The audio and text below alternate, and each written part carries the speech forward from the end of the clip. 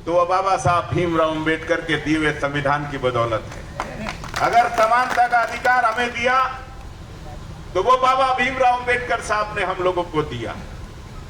और आज जो हम यहाँ धरना रखे हुए बैठे हैं, ये धरना देने की हम लोगों को क्यों जरूरत पड़ी?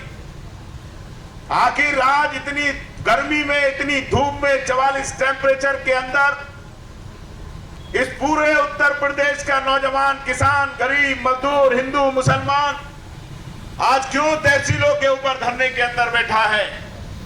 वो इसलिए बैठे हैं कि 4.25 साल पहले जो आप लोगों ने इस उत्तर प्रदेश के अंदर बाबा जी की सरकार बनाने का काम किया था, उस सरकार ने जो वादे किए थे, जो अपना संकल्प पत्र दिया था, और जिस संकल्प पत्र को उन्होंने कहा था ये गीता और रामायण की तरह से है, उन्होंने उस संकल्प पत्र को ठोकर मारने का काम किया है। आप समझ सकते हैं कि जो गीता और रामायण के बात कहकर अपने वादों से मुकर सकते हैं तो वो कितने झूठे और मक्कार हो सकते हैं, आप अच्छी तरह से जानते हैं। साथ आप मुझे बताओ, हम लोगों को अधिकार मिला कि हम लोग हर 5 साल के अंदर अपनी पसंद का प्रधान, अपनी पसंद का बीडीसी का मेंबर, अपनी पसंद का जिला पंचायत का मेंबर, अपनी पसंद का प्रमुख,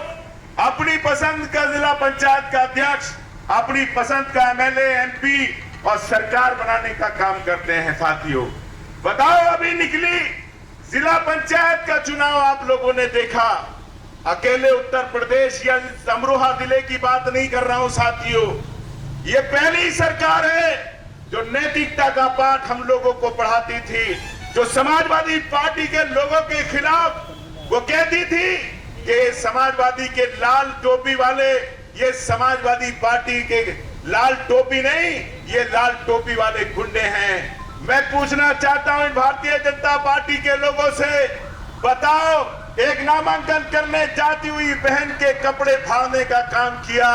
बताओ, आप लोगों ने जाते हुए नॉमिनेशन करने वाले भाइयों को आप लोगों ने लठों से मारने का काम किया। आपके विधायक, आपके जिला अध्यक्ष लोगों के ऊपर बम फेंकने का काम किया। मैं पूछना चाहता हूं माननीय मुख्यमंत्री जी से, ये कौन सी नैतिकता थी? क्या ये शराफत वाले गुंडे थे? नहीं साथियों, ये वो गुंडे थे जो सत्ता और सरकार के अंदर वर्दी पहनकर और दूसरी तरह से लोगों के हक और हकूक मारने का काम कर रहे थे। साथियों मैं पूछना चाहता हूं, पहली बार हम लोगों ने देखा थानों के इंस्पेक्टर, सीओ, एसपी, डीएम और एसडीएम लोगों को फोन कर कह रहे हैं तेरा घर गिरा दिया जाएगा, तुझे जेल भेज दिया जाएगा, तेरे ऊपर मुकदमे लगा दिए जाएंगे अगर तूने भारतीय जनता पार्टी को वोट नहीं दिया, अगर तूने भारतीय जनता पार्टी से अलग वोट देने का काम किया। साथियों आप मुझे बताओ, क्या लोकतंत्र में पुलिस का काम लोगों को वोट पड़वाना है या कानून व्यवस्था करना है? क्या डीएम एसपी का काम वोट पड़वाना है या लोगों को सुविधाएं उपलब्ध कराना जिला प्रशासन का काम होता है? लेकिन इस उत्तर प्रदेश का चुनाव भारतीय जनता पार्टी के साथ साथ पुलिस प्रशासन और इस प्रशासन ने लड़ने का काम किया है साथियों।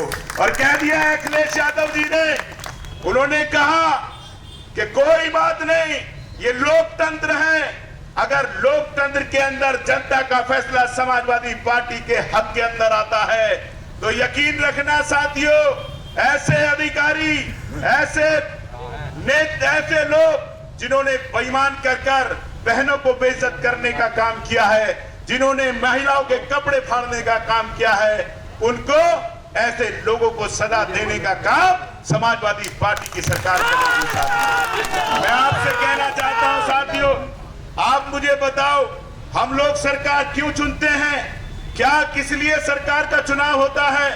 कि सरकार हमारे नौजवानों को रोजगार दे, सरकार हमारे बच्चों के लिए तालीम का इंतजाम करे, सरकार हमारे मां बहनों और बुजुर्गों के लिए अच्छी स्वास्थ्य सुविधाओं का काम करे, सरकार किसानों के लिए बिजली, पानी और खाद का इंतजाम करे।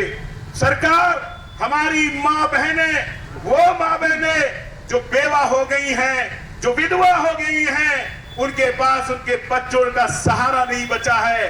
वो बहनें जिनके पास उनके घर चलाने के लिए नहीं है, उनके लिए सरकार कोई ऐसी योजना और स्कीम लाए कि उनका घर चले, वो इलाज करा सके, अपने त्योहार बना सके।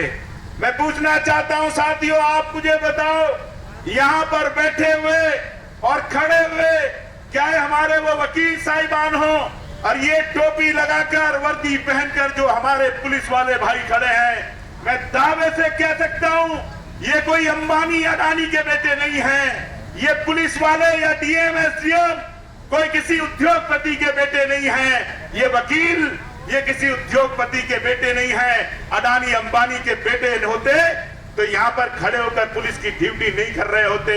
ये उन किसानों के बच्चे हैं, इनके माँ बाप भी गरीबों की तरह से जमीन का सीना चीरकर 2 वक्त की रोटी अपने परिवार को चलते हैं।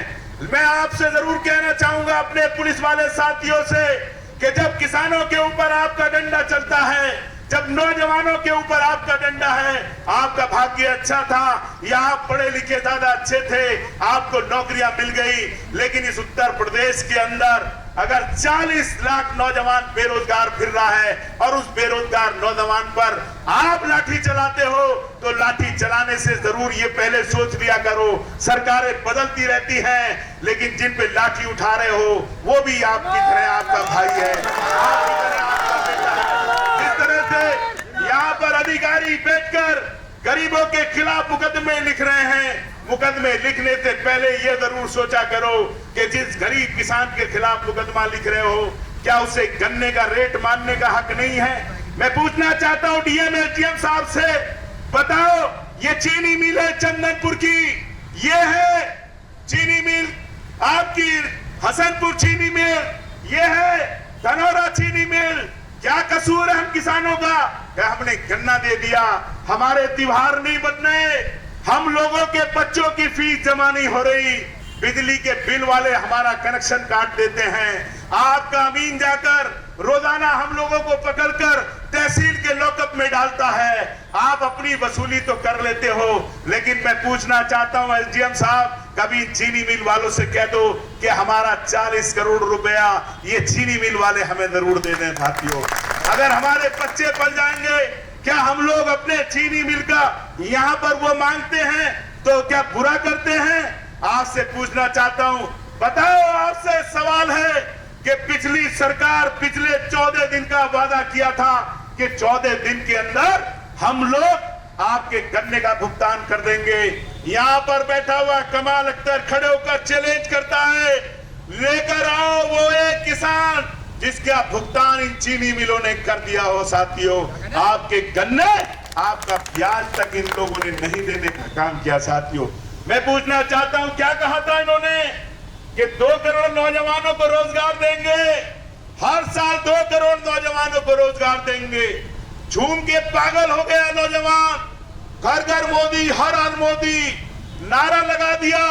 सारे नौजवानों ने सोचा 15 लाख हमारे खाते में आएंगे। मैं आप लोगों से पूछना चाहता हूं साथियों, बताओ 7 साल के अंदर 14 करोड़ रोजगार आने चाहिए थे, 14 करोड़ नौजवान। मैं पूछना चाहता हूं साथियों, उत्तर प्रदेश सबसे बड़ा सूबा है, उत्तर प्रदेश के अगर बात तो पूरे देश के अंदर सारे नौजवानों को रोजगार, तो 4 करोड़ नौजवानों को रोजगार हम लोगों के उत्तर प्रदेश के अंदर मिलने चाहिए थे। बात तो 80 जिलों के अंदर 4 करोड़ को हर जिले के अंदर कम से कम 15-20 लाख नौजवानों को रोजगार मिलना चाहिए था। बात तो 20 लाख को पूरे जिले और गांव के अंदर, तो इस हसनपुर के अंदर कम से कम 20,000 लड़कों को नौकरी मिलनी चाहिए थी। तुम्हारे बांसके के अंदर, आपके आदमपुर के अंदर, हर गांव के अंदर कम से कम 100 लड़कों को नौकरी मिलनी चाहिए थी। कमाल अख्तर पूछता है, जब आए बीजेपी वाले तो इनसे पूछना, बता दो कोई बेचारा अपना रेस लगाकर कहीं पर नौकरी पा गया हो तो बात अलग है, लेकिन कोई एक गांव के अंदर अगर 10 लड़के लाकर आप लोग दिखा दो जिन्हें 7 साल के अंदर इस बीजेपी की सरकार ने नौकरी दी है, तो कमाल अख्तर आज ही राजनीति से संन्यास लेने की घोषणा कर दी। मैं कहना चाहता हूं नौजवान साथियों, आप पढ़े लिखे हो, सोशल मीडिया का जमाना है, आप पढ़े लिखे होने के बावजूद इन धोखेबाजों के बहकाए में आ गए। साथियों मैं पूछना चाहता हूं, साथियों बताओ, आप मुझे बताओ, अभी महामारी आप बड़ी मुश्किल से, मैं धन्यवाद देता हूं भाई, पता नहीं योगी जी का मन कैसे फिसल गया, कैसे पिघल गया कि इस बार हम लोगों को यहां आने दिया, हम लोगों को धरना लगाने दिया। नहीं तो आलम यह था कि समाजवादी पार्टी ने धरने का नाम लिया, पता चला समाजवादी पार्टी पूरी पुलिस सारे काम धाम छोड़कर समाजवादी पार्टी के नेताओं के घरों पे जाके बैठ गई और आए तो जबरदस्ती गेट के अंदर नहीं घुसने दिया, लाठीचार्ज, मुकदमा। लेकिन पता नहीं जिन्हें कौन सी कृपा हो गई जो हम लोगों को अपनी बात रखने का मौका आप लोगों के बीच में मिल गया। मैं पूछना चाहता हूं साथियों, बताओ, बड़े बड़े किसान संघ और भारतीय जनता पार्टी के आदमी यहां पर बैठ के रोजाना धरना देते हैं और हमारे एसडीएम साहब रोजाना उनका मेमोरेंडम देते हैं। लेकिन साथियों आप मुझे बताओ, कहते हैं कि पोरारा का पुल, वो बिरामपुर का पुल पोरारा में बनना चाहिए, नहीं तो हम आंदोलन करेंगे। अरे भाई तुम तो सरकार के अंग हो, तुम वहां का पुल बिरामपुर का क्यों हटा रहे हो? तुम कहो कि नया पुल पोरारा में और बनवा देंगे। अरे बोलो ना, पब्लिक को बेवकूफ बना रहे हो कि पोरारा नहीं बना तो हम सरकार को उखाड़ फेंकेंगे और वोट फूल पे जाके लगा देंगे। ये साथियों ढकोसला है, ये हम लोगों के विपक्ष का काम भी खुद ही करना चाहते हैं। चकबंदी ऑफिस में जाएंगे, बोले ये चकबंदी गलत हो रही है, पता चला अपना चक रोड के किनारे लगा दिया और गरीब का चक पीछे पहुंचा दिया। ये काम ये लोग करने का काम कर रहे हैं। मैं आपसे कहना चाहता हूं साथियों, मुझे बताओ, यहां पर बैठे होंगे बहुत सारे हमारे भाई, यहां हमारे वकील साथी बैठे हैं और ये खुद पुलिस वाले, ये खुद एसडीएम, तहसीलदार, कर्मचारी। मैं दावे के साथ कह सकता हूं, भगवान ना करे किसी के घर में वो विपदा आई हो, लेकिन जो कोरोना महामारी आई तो कोई ऐसा आदमी नहीं था, वो पुलिस वाले को नहीं देखा, वो पहली बार बीमारी थी जिसने हिंदुओं को नहीं देखा, मुसलमानों को नहीं देखा, सिख को नहीं देखा, डीएम को नहीं देखा, जज को नहीं देखा, वकील को नहीं देखा। ये बीजेपी वाले बहुत जुगाड़ में रहे कि इस कोरोना को भी हिंदू मुसलमान कर दो, कह दो कि पहले तो कर ही पड़े, पहले तो कर दी, जमात ने लगा दी, फिर जुगाड़ नहीं चला। तो मैं कहना चाहता हूं साथियों, कोई अधिकारी या कर्मचारी इस कोरोना से नहीं बचा होगा, लेकिन मैं खुद उससे गुजरा हूं, मेरा भाई उससे गुजरा, मेरी बीवी उस पीड़ा से गुजरी, यहाँ बैठे होंगे बहुत सारे आदमी, वो उस पीड़ा से गुजरे होंगे। 1 महीना 10 दिन अस्पताल के अंदर लाशों पे लाशें देखते रहे, वो माए वो बिलखती रही कि मेरे बेटे को ऑक्सीजन दे दो, मेरे बेटे को अस्पताल दे दो, मेरे बेटे को दवाई दे दो, मेरे बेटे को इलाज दे दो। एड़ियां रगड़ रगड़ कर उनका बेटा, उनका भाई मर गया, इलाज नहीं मिला, ऑक्सीजन नहीं मिली। आज देखो कितना बड़ा झूठ है कि ऑस्ट्रेलिया के गवर्नर उत्तर प्रदेश के मुख्यमंत्री से पूछ रहे हैं कि आपने कोरोना कैसे नियंत्रण किया था। देखो साहब कितना बड़ा मजाक है। मैं साथियों आप लोगों से कहना चाहता हूं, बताओ ये इतना बड़ा अस्पताल, इस अस्पताल के अंदर एक डॉक्टर, ये अमरोहा का अस्पताल, इस अस्पताल के अंदर एक्सरे की मशीन नहीं, सीटी स्कैन की मशीन नहीं, ब्लड की जांच नहीं, कोई डॉक्टर नहीं। हजारों बहनें हमारी प्रेग्नेंट, बच्चा पैदा होने के अंदर इलाज की वजह से मर जाती हैं। नौजवान अगर जल जाए तो दिल्ली से पहले इलाज नहीं, और उत्तर प्रदेश के मुख्यमंत्री कह रहे हैं कि हमसे बड़ी कोई सुविधाएं नहीं। ये मकरानी साहब ने दिखाया था वहां पे कि हमारी जो 108 और 102 नंबर एम्बुलेंस अखिलेश जी ने चलाई थी, लाइन से खड़ी है, कहीं एम्बुलेंस नजर नहीं आती आपको। क्यों? क्योंकि उनका तेल पानी इस सरकार ने बंद करने का काम किया है। अगर इससे बड़ा घोटाला इस हिंदुस्तान में नहीं हुआ जो कोरोना के नाम पर सरकारों ने किया है। लोगों की नौकरियां, उनके हजारों लोग बेरोजगार हो गए, हजारों लोग मर गए। गंगा के किनारे हमारे हिंदू धर्म के अंदर लोगों को जलाने की प्रथा है, लेकिन साथियों ये पहली बार था कि हजारों लाशों को उनके परिवार वालों ने गंगा के किनारे दबाया। कुत्ते उनको खींचते रहे, लोग उनको, जानवर उनको खींचते रहे, लेकिन उत्तर प्रदेश की सरकार अपना पाप और अपना नाकामी छुपाने के लिए जेसीबी से उन पर मिट्टी डालने का काम करती रही। साथियों मैं आपसे कहना चाहता हूं, साथियों बताओ इस लोकतंत्र में ऐसा तो है नहीं कि मेरा दुश्मन है मैं उसके डंडा मार दूं, मेरा दुश्मन है मैं उसके साथ मार पिटाई कर दूं। इस लोकतंत्र में बाबा साहब भीमराव अम्बेडकर ने हमें एक हथियार दिया है और उस हथियार बड़ी से बड़ी चीजों को खाकर फेंकने का काम करता है।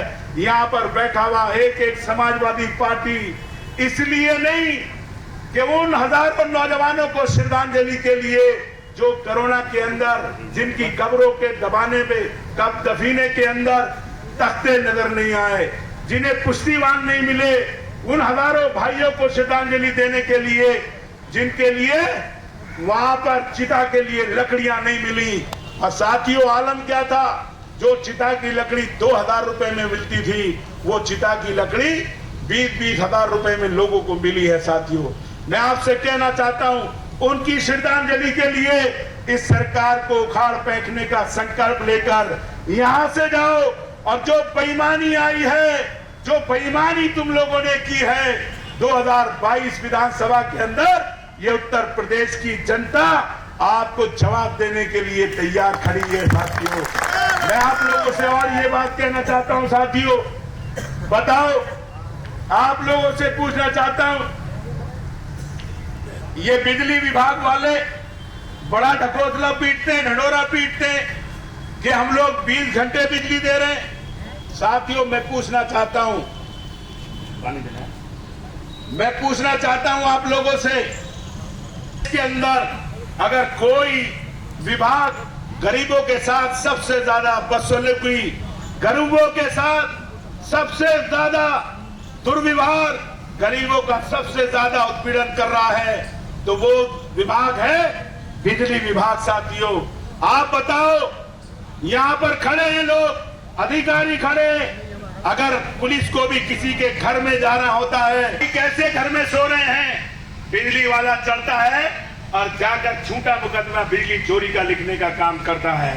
मैंने कहा बिजली वालों से, अरे उस केबिल का नाम बता दो जो धूप में न चटकता हो, उस केबिल का नाम बता दो जिसे बंदर अपने दांत से नहीं काटता हो। पूरे उत्तर प्रदेश में हम वही केबिल गरीबों के घर पे लगवा देंगे। साथियों मुझे बताओ, आज एक विभाग एक समाज के लोगों को, गरीब लोगों को, दलितों को, पिछड़ों को टारगेट कर बिजली विभाग के अधिकारी जाकर रात को उन लोगों के घर पर छापे मार कर उनका 1-1 लाख 2-2 लाख रुपए का असेसमेंट बनाने का काम कर रहे हैं। मैं आपसे कहकर जा रहा हूं, कह दिया अखिलेश यादव जी ने, अगर समाजवादी पार्टी की सरकार बनी तो 300 यूनिट गरीब लोगों को फ्री देने का काम करेंगे।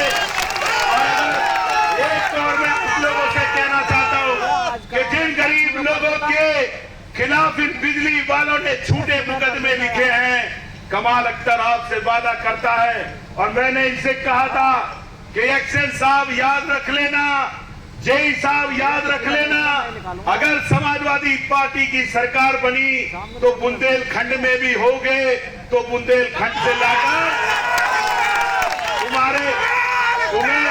तुम्हें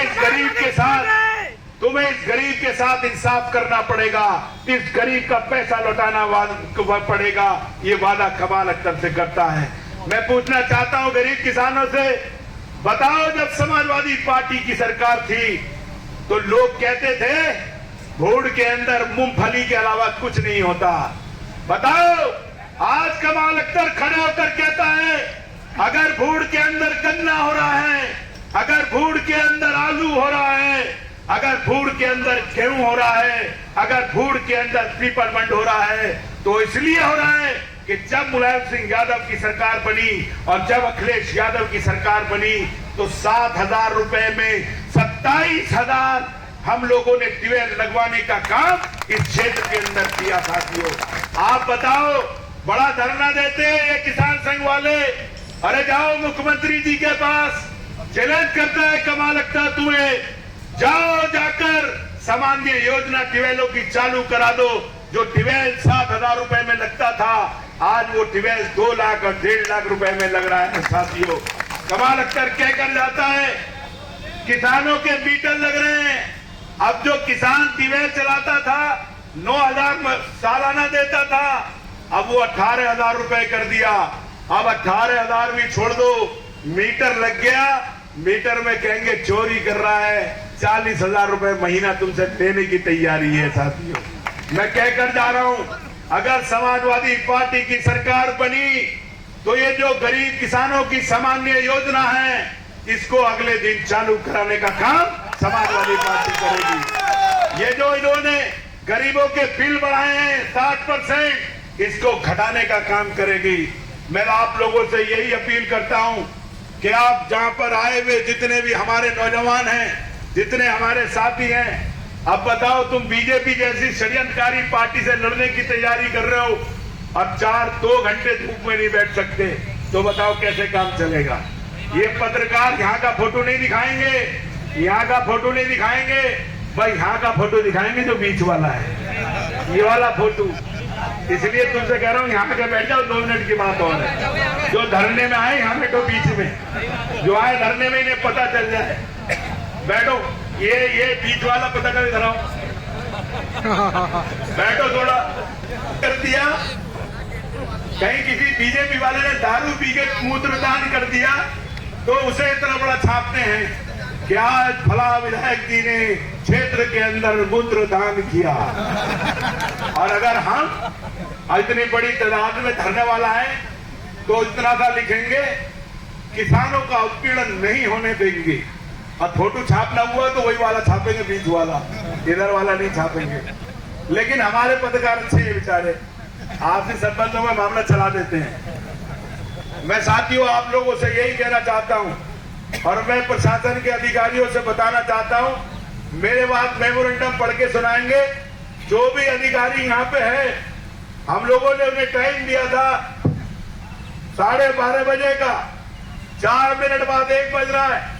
वो कोई जो भी अधिकारी एसडीएम या तहसीलदार यहाँ पर हो, हमारा मेमोरेंडम करे। अगर वो नहीं आएंगे तो 1:15 बजे हम देने उनके दफ्तर पर चले जाएंगे पूरी तादाद जुड़ के। साथियों आपसे यही कहना चाहता हूं। और अभी हमारे साथी ने एक शेर पढ़ा, क्या जैनुल आबदीन ने, कि समाजवादी की मां गद्दार पैदा नहीं करती। लेकिन मेरे भाई तेरा छेद कुछ छूटा छूटा हो रहा है, छूटा छूटा हो रहा है। बड़े बड़े गद्दार हैं, बीजेपी ने हमारे अंदर भी भेज दिए हैं कुछ गद्दार, इन्हें भी खोजना पड़ेगा। नहीं तो ये समझ लेना, इन गद्दारों को जब तक नहीं ढूंढोगे, जब तक इन्हें सेलेक्ट नहीं करोगे, तो ये लोग बीजेपी से मिलकर फिर तुम्हारे साथ साजिश कर सकते हैं। और याद रखना साथियों, बाहर के दुश्मन से लड़ा जा सकता है, बाहर के दुश्मन को परस्त किया जा सकता है, लेकिन अंदर घुसे हुए दुश्मन से कभी बचा नहीं जा सकता। इसलिए मैं आपसे कह रहा हूं, सब समाजवादी पार्टी के लोगों से मैं एक अपील करना चाहता हूं। 5 साल उत्पीड़न झेला आप लोगों ने, 5 साल डंडे खाए आप लोगों ने, 5 साल मुकदमे झेले आप लोगों ने, 5 साल आप लोगों ने अन्याय किया।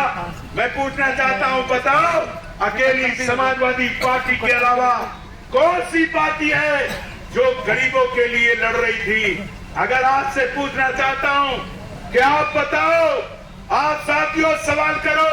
आज बड़े बड़े होर्डिंग आप लोगों को लगे हुए दिख रहे होंगे, बताओ। मैं पूछना चाहता हूं अपने दलित भाइयों से कि जब गुलामपुर के अंदर आपकी बारात को पीटा जा रहा था, जब आपके कान काटी जा रही थी, तो समाजवादी पार्टी और कमाल अख्तर लड़ रहा था।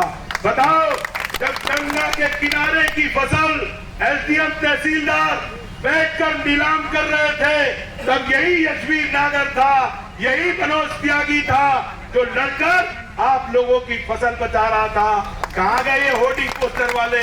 बताओ साथियों, जब बिजली की कीमतें बढ़ रही थी तो यही कमाल अख्तर था। जब यहाँ पर अत्याचार पुलिस कर रही थी तो यही कमाल अख्तर था। आप मुझे बताओ, आप याद रखना साथियों, अगर ये बीजेपी वाले और ये अधिकारी या कर्मचारी जब जब तुम्हारे साथ अन्याय किया तो समाजवादी पार्टी के अलावा, कमाल अख्तर के अलावा कोई नेता का नाम बताओ जो तुम लोगों की लड़ाई लड़ना है। मैं पूछना चाहता हूं साथियों आप लोगों से, आज होर्डिंग लग रहे हैं, लोग आएंगे आपके बीच में, कोई आपको मुसलमान आकर बताएगा, कोई आपके आकर बिरादरी का बताएगा, कोई खड़गवंशी बताएगा, कोई गुर्जर बताएगा, कोई सैनी बताएगा, कोई प्रजापति बताएगा। तो साथियों, जब जात बिरादरी की बात तुम लोग हम लोग करेंगे तो साथियों भारतीय जनता पार्टी के अंदर और हमारे अंदर कौन सा फर्क होगा साथियों? बताओ, बीजेपी के पास कौन सा मुद्दा है? बीजेपी के पास कौन सा काम है? अगर 16 बिजली घर बनाए तो कमाल अख्तर ने बनाए। आपसे पूछना चाहता हूं, बताओ रेरा का बिजली घर किसने बनाया? आदमपुर का बिजली घर किसने बनाया?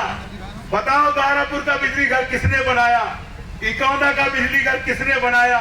नगला का बिजली घर किसने बनाया? ईसेपुर का बिजली घर किसने बनाया? हसनपुर शहर के लिए बिजली घर किसने बनाया? बताओ मेहंदाबाद सीता जगदेपुर के अंदर बिजली घर किसने बनाया? चैतोली के अंदर बिजली घर किसने बनाया?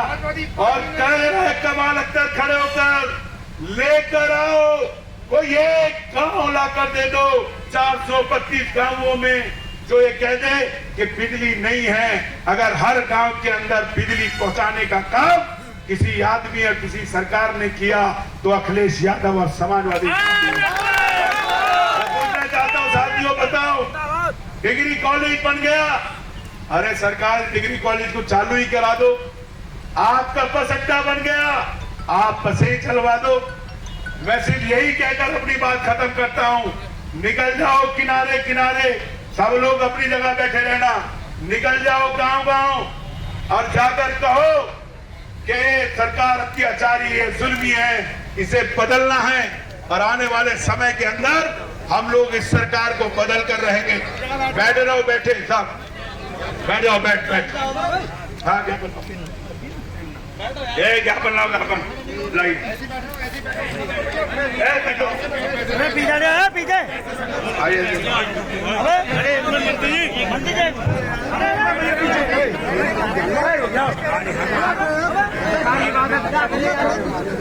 पीछे हो गया ले लो